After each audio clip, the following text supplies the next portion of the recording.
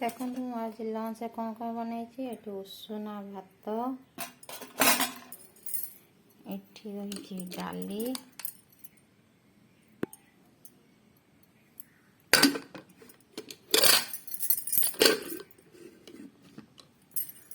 एठी रही दही बाइगण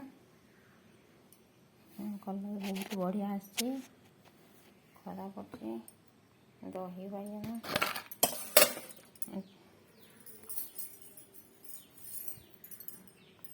एठी रहा कदली चिप्स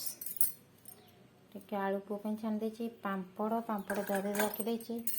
एठी रहा पनीर पनीर मसला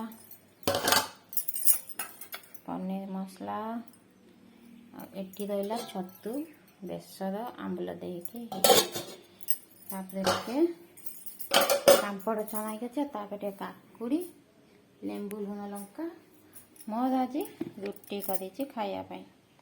आ बिना मोर भी अलग तरकारी एपटे अच्छे।